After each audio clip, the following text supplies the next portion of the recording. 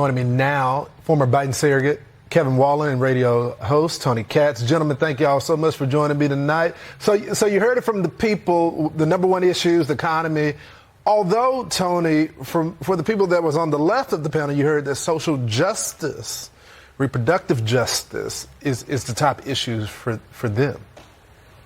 Well, that's what they say, but that isn't what happens in the polling. That's not what's happening on the ground. We have talked here on this show for the past 2 months about these crime issues, and Kevin will tell you about all the money the Democratic Party has put into police and put into law enforcement, and yet it's still the top issue because nobody feels it, because it's not the story. The lax policies of prosecutors, the inability to actually go after criminals, the unwillingness to go after criminals, avoiding the subject altogether. Same thing is true with inflation. The president of the United States, Joe Biden, tells you that the economy is strong as hell. His words, not mine. But everybody lives in a different reality. That detachment of the Progressive Party, of the Democratic Party, is why you are seeing this unbelievable swing towards the Republicans in states all across the country.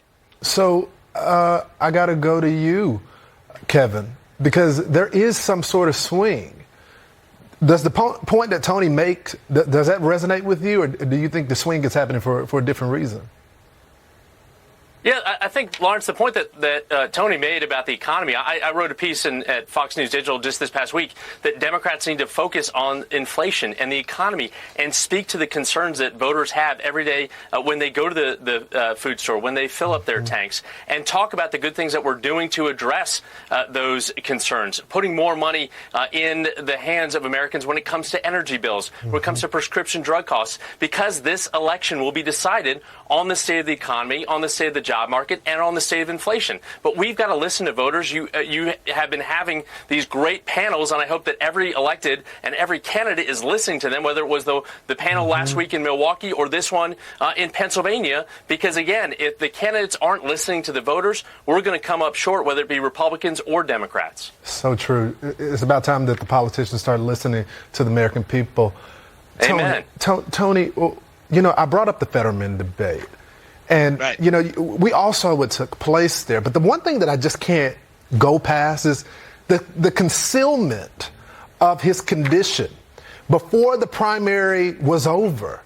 And now we see what it is. It's not fair to the Democratic voters that they don't have a strong candidate. They're upset. That's the fault of the Democratic Party. If the Democratic Party hates the voter, how am I supposed to fix this problem? How are you? How are any of us? And we should be clear that it's hate. Senator Bob Casey said that Fetterman won that debate and he's going to be a great senator. Joe Biden said Fetterman is Pennsylvania. But Americans look at this, and it seems to me that Pennsylvanians look at it when you speak to people like radio host Chris DeGaulle in Philadelphia and others, that the Fetterman family doesn't like John Fetterman. The Democratic Party doesn't like John Fetterman. The campaign doesn't like John Fetterman. They certainly don't give a good holy damn about his health at all. It is obscene what we saw in that debate with Dr. Oz. It's obscene that they are allowing him, who is a man who is not okay, which is fine, by the way. You don't have to be okay after a stroke. It's unbelievable that they're running him and still want to talk about the fact that he's okay. He's not okay. To say otherwise is a lie. Kevin, isn't that true, though? I mean, they're expecting this man to be Superman. I mean, it's just not going to happen, and it's very clear. I mean, it's one thing to disagree with the man's policies, which a lot of voters do, and some people support it. But he didn't even have a proper chance to defend himself because he can't communicate to the American people yet. Well, listen, Lawrence, we're watching the lieutenant governor recover from this stroke in the public eye, and that's a very difficult thing. But listen, I heard Kathy's voice in your panel in Reading, Pennsylvania, where she said, I've met the lieutenant governor many times. I know what he stands for. I know that he's an intelligent man. He's on the road to recovery. He will be back to near 100% by the time the new Senate is sworn in January. And the voters will be the determining factor whether he goes to Washington. But they know this lieutenant governor. They don't know Dr. Oz. But Kevin, dear brother, just from his TV show that he was on. Hold on one second, because I think this is important for the audience to know. She also followed it up by saying she's going to be very upset if this is the reason, because she believes she should have known about his health.